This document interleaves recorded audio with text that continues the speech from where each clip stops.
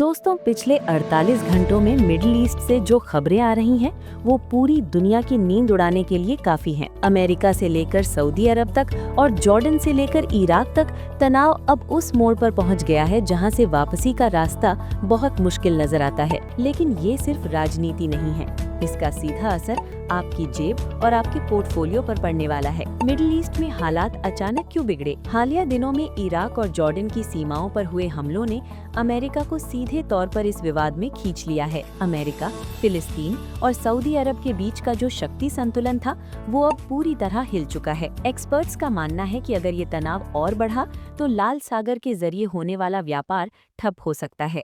ये बड़ा डर है क्रूड ऑयल यानी कच्चा तेल। दुनिया का 30% तेल इसी इलाके से आता है। जैसे ही इन देशों में तनाव बढ़ता है, तेल की सप्लाई रुकने का खतरा पैदा हो जाता है। और जैसा कि हम जानते हैं, जब तेल की कीमतें बढ़ती हैं तो ट्रांसपोर्टेशन महंगा होता है, जिससे महंगाई आसमान छूने लगती है। क्या भारत जैसे देश जो अपनी जरूरतों का 80% तेल इंपोर्ट करते हैं, इसे झेल पाएंगे? अब बात करते हैं आपके निवेश। सोमवार को जब बाजार खुलेगा तो आपको 2 तरह के सेक्टर्स पर ध्यान देना होगा।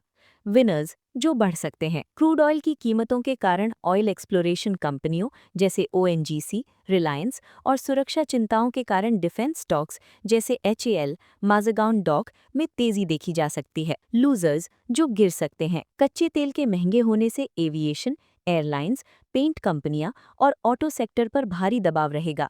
निवेशकों के बीच डर का माहौल यानी पैनिक सेलिंग बाजार को नीचे धकेल सकता है। निष्कर्ष क्या है? मिडिल ईस्ट का तनाव सिर्फ बाजार की हलचल नहीं है, बल्कि ये एक मानवीय संकट भी है। निवेशकों के लिए सलाह यही है कि सोमवार को पैनिक में आकर फैसला न लें।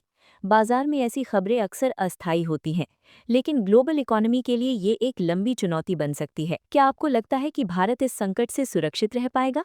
अपनी राय कमेंट्स में जरूर बताएं।